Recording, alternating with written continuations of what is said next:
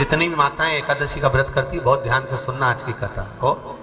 शायद जिंदगी में मिली ना मिली, पर ये कथा का रिश्ता तो बहुत ध्यान से सुनना।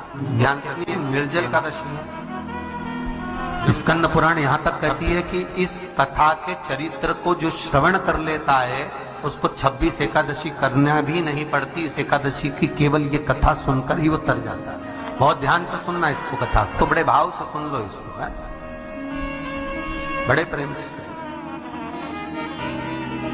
इसलिए सारी एकादशियों में निर्जला एकादशी की महत्वता शास्त्र प्रमाण करता है। हमारा निर्जला एकादशी का उद्यापन जो करा जाता है, उसका उद्यापन और प्रदोष का जो उद्यापन करा जाता है, इन दोनों का क्रम लगभग एक जैसा है। तो निर्जला पहुंची है, और निर्जला ने जाकर भगवान नारायण से निवेदन करा। भगवान विष्णु ने पूछा, क्या बात है निर्जला, आज तुम खेलती हुई यहां पर आकर खड़ी हो गई, क्या हुआ, क्या है? क्या तुमको गौलोक धाम में आनंद की अनुभूति नहीं हो रही जो तुम वैकुंठ में आई? निर्जला घूमती घूमती भगवान के सम्मुख में पहुंच गई। भगवान ने पूछ रहे हैं, बार बार पूछा, निर्जला हुआ क्या तुमको?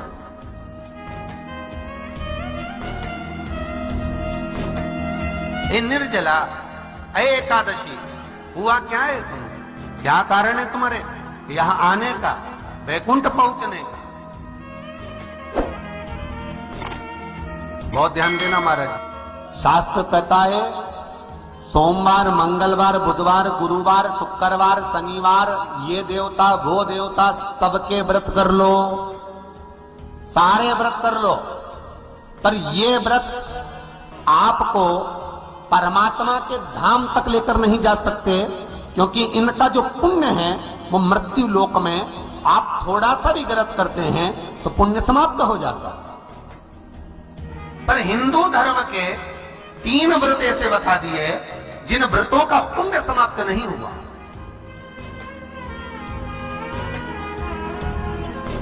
हिंदू धर्म के 3 व्रत ऐसे हो गए जिनका पुण्य समाप्त नहीं हुआ महाराज। जिनका पुण्य प्रबलता में बढ़ता गया। पहले नंबर पर एकादशी, दूसरे नंबर पर प्रदोष, और तीसरे नंबर पर शिवरात्रि। एकादशी भी 26 है तो प्रदोष भी जम के बोलते जाओ 26 है। शिवरात्रि केवल 12, केवल 12, और अगर अधिक मास की पड़ जावे तो ये, पर अधिक की आय तो 13 है। तो यहां शास्त्र कह रहा है कि 3 व्रत हमारे यहाँ जिनका पुण्य समाप्त नहीं हुआ, जिनका पुण्य प्रबल हुआ, बड़ा। इसलिए आज भी माता एकादशी का व्रत करती है, और एकादशी का व्रत कर कर अगर कोई जीवात्मा को देते हैं, कोई मर भी गया तो उसको एकादशी का दान देते हैं। एकादशी का उसको दान दिया है। महाराज निर्जला खड़ी, पूछा क्यों आई, क्या कारण? निर्जला आई, तब लक्ष्मी मैया उठकर निर्जला के करीब में गई।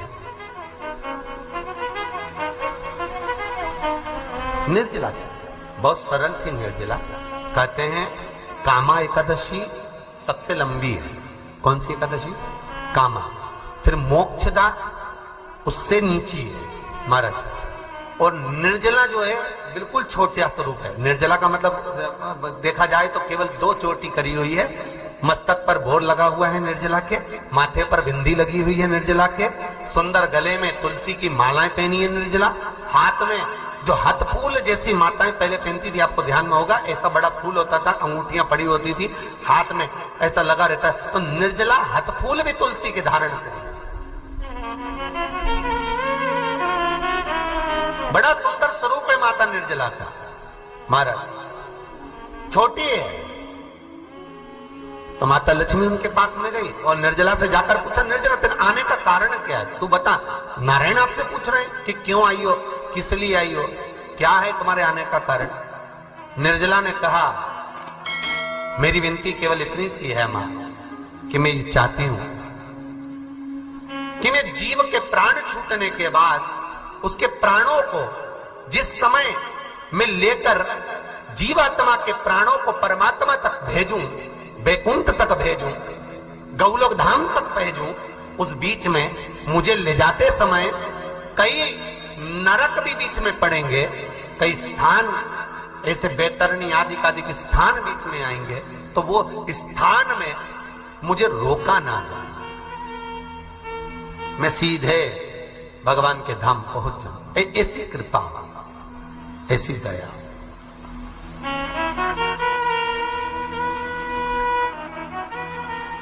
स्कंद पुराण यहां तक कहती है कि इस कथा के चरित्र को जो श्रवण कर लेता है उसको 26 एकादशी करना भी नहीं पड़ती। इस एकादशी की केवल ये कथा सुनकर ही वो तर जाता है।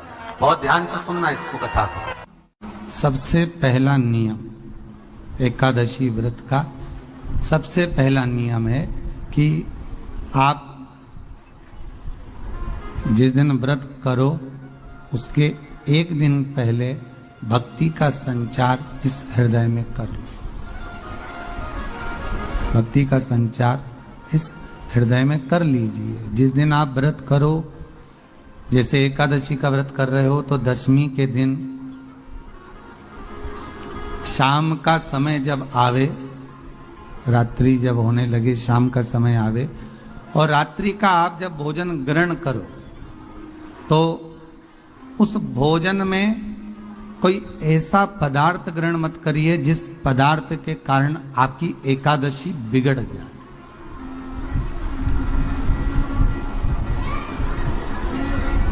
कोई बेकार भोजन में ग्रहण नहीं करना, श्रेष्ठ भोजन ग्रहण करिए दशमी के। और एकादशी का दूसरा नियम बहुत ध्यान से सुनिएगा।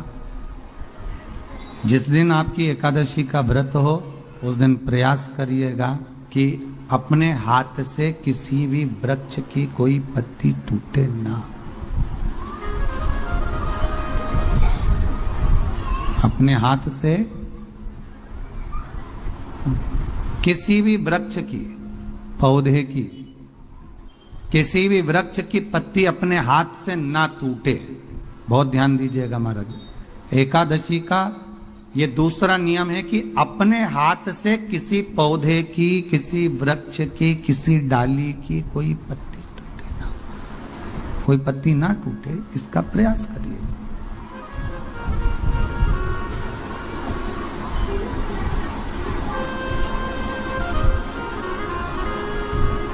कितना सुंदर व्याख्यान कहा है, कितना सुंदर वर्णन है महाराज कि मात्र एकादशी का व्रत कर लेने पर, मात्र एकादशी का व्रत कर लेने पर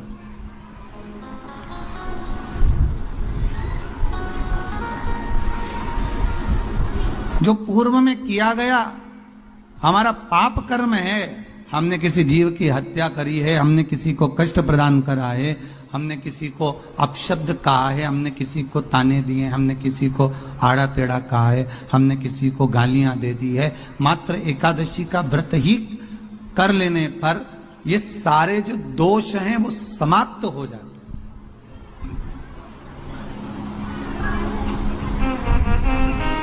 सारे दोष हमारे समाप्ति पर आ जाते हैं।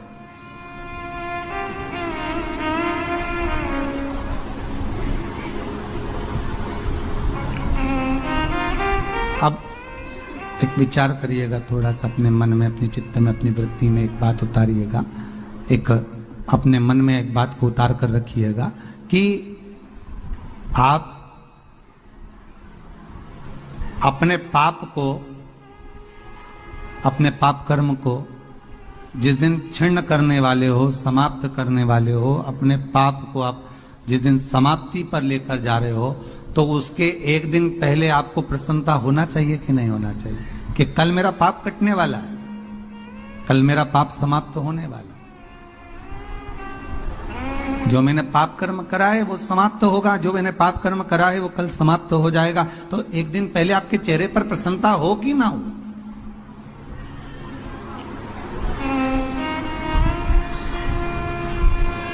और चेहरे पर वो प्रसन्नता आपके आना चाहिए कि कल मेरा एकादशी का व्रत है, आज दशमी है, कल एकादशी का व्रत है, तो कल मेरी जब एकादशी का व्रत रहेगा तो मेरा ना जाने कितना कितना पाप, कितना असत्य, कितना झूठ, कितना प्रपंच वो समाप्त हो जाएगा। इसमें मुझे प्रसन्नता हो, इसमें मुझे आनंदता हो।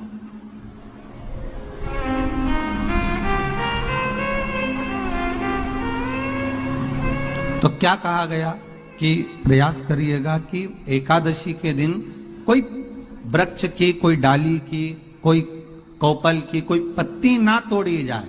क्यों? तो कहा अगर उस पत्ती को हम तोड़ देते हैं, वृक्ष की पत्ती को या क्यारे में लगी हुई कोई डाली की पत्ती को हम तोड़ देते हैं, तो एकादशी का पुण्य फल प्राप्त नहीं होता।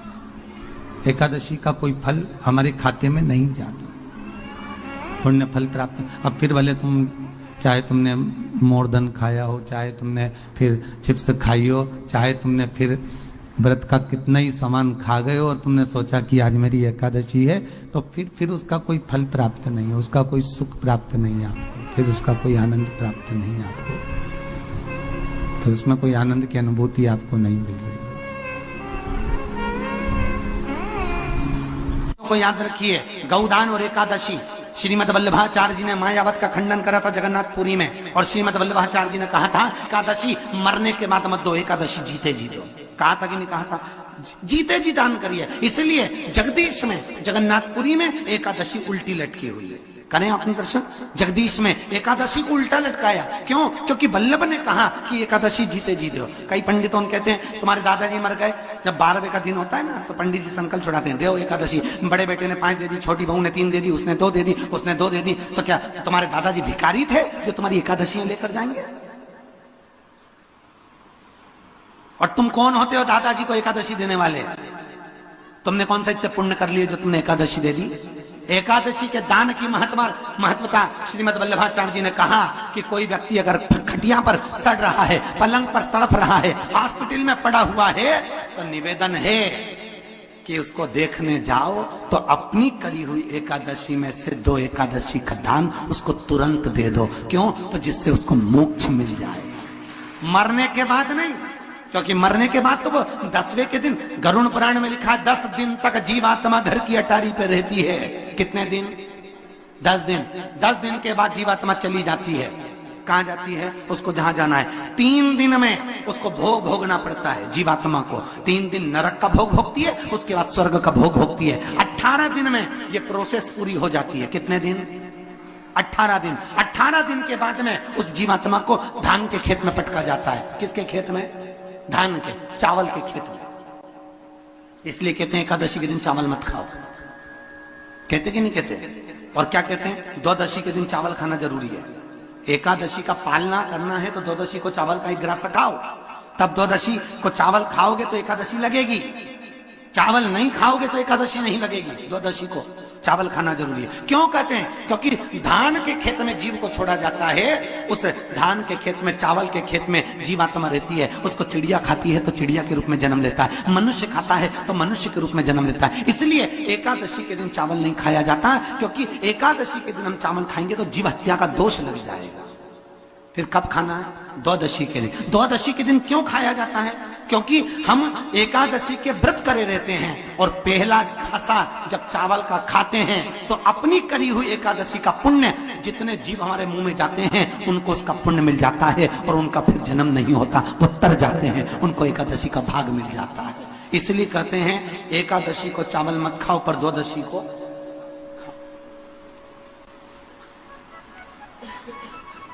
खाइए। 10 दिन तक जीवात्मा है, और आपने एकादशी कब दान दी? बोलो जम के। 12वें के दिन, 13वें के दिन आपने एकादशी का दान दिया, वो मिली उनको? अरे बोलो अच्छे से। कई तो अभी तक कर रही होगी, हमारे दादाजी के निमित्त की कर रहे हैं, कर ले। फिर वही वाली बात आ गई, गुलाब के फूल में पानी जारी है। एकादशी के दिन शंकर भगवान को चावल का दाना चढ़ाना चाहिए कि नहीं चाहिए?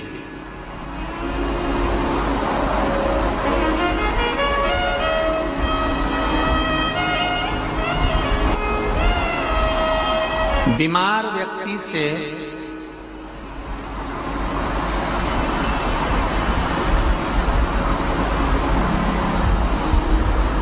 कोई बीमार व्यक्ति है, बहुत रोगीला, उसको बहुत रोग है, शुगर है, बीपी है, थायराइड है, सब कुछ है उसको। और वो रोगीला व्यक्ति जब डॉक्टर के पास जाकर पूछे, डॉक्टर साहब मेरी तबीयत ठीक नहीं रहती है, मैं बहुत कष्ट में रहती हूँ, बहुत तकलीफ है शरीर में, और अभी सावन का महीने का व्रत आ रहा है डॉक्टर साहब, 1 महीना में व्रत करती थी पहले, करूं कि नहीं करूं? तो डॉक्टर साहब क्या बोलेंगे? बोलते जाओ जरा जम के। डॉक्टर बोलेगा कि आप व्रत मत करो।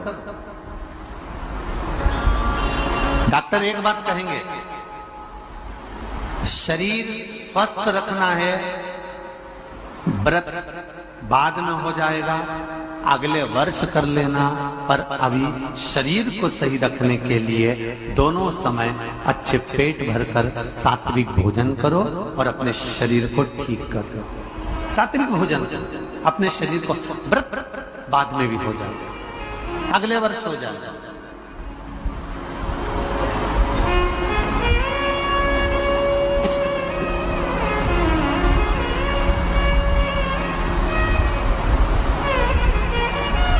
अभी तुम थोड़ा सवेरे 2 बिस्कुट ले लिया करो, सुबह नाश्ता ले लिया करो, भोजन ले लिया करो, फिर दोपहर में कुछ हल्का फुल्का लेकर थोड़ी थोड़ी देर में खाते रहना चाहिए हो।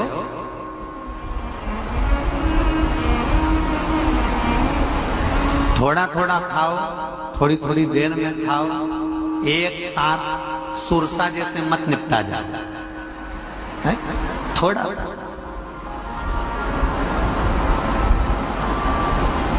ज्यादा खाओगे और ज्यादा कमाओगे तो दूसरों को कष्ट नहीं होगा, कष्ट खुद को होगा। ज्यादा खाओगे आपाच्य हो जाएगा, रात की नींद उड़ जाएगी, शरीर में अच्छा नहीं लगेगा। ज्यादा कमाओगे, रात की नींद उड़ जाएगी, दुनिया की दृष्टि तुम पर पड़ जाएगी और तुम्हारी रातों की नीचे। कमाओ भी उतना जितना खर्च कर सको और खाओ भी उतना जितना पचा सको। अति सर्वस्व वर्जक। डॉक्टर कहेंगे ये तुम्हारा व्रत जो है ना अगले साल कर लेना, इस साल मत करिए, इस साल तो आराम से भोजन वोजन करो तुम लोग, बढ़िया प्रेम से खाओ पियो। तो उसी तरह किसी ने पूछा कि चावल का दाना एकादशी पर भगवान शंकर को चढ़ा सकते हैं, चावल का दाना शंकर जी को चढ़ाते क्यों है, पहले तो वो समझ लो। बेलपत्री का तो महत्व आपको बार बार बताया कि बेलपत्री शिव जी को क्यों चढ़ाई जाती है, कहीं रोग के लिए, कहीं बीमारी के लिए, कहीं किस कार्य के लिए, कहीं कोई कार्य के लिए, कहीं कोई कार्य के लिए। चावल का दाना अगर हम शंकर भगवान को चढ़ा रहे हैं तो क्यों चढ़ा रहे हैं, उसका कारण क्या है? चावल का दाना शिव को चढ़ाने का केवल एक कारण रहता है कि चावल को अक्षत कहते हैं।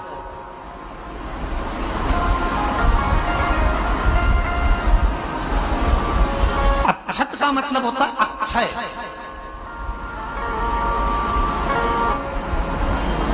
उसका मतलब क्या होता है? अक्षय, जिसका कभी क्षय ना हो। जब हम भगवान शंकर को चावल का दाना चढ़ाते हैं, जैसे बहुत ध्यान दीजिएगा महाराज, बहुत समझने वाली बात है, बहुत ध्यान से।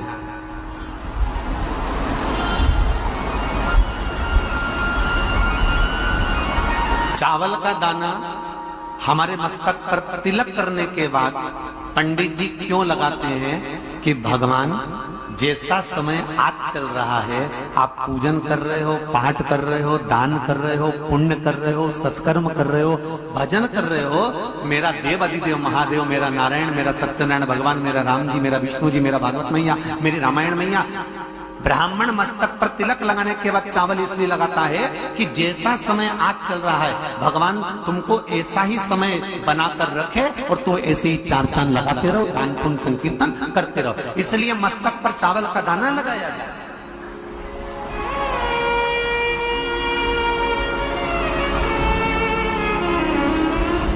कोई मर जाता है, मरने के बाद जब तक पगड़ी नहीं होती तब तक माथे पर तिलक,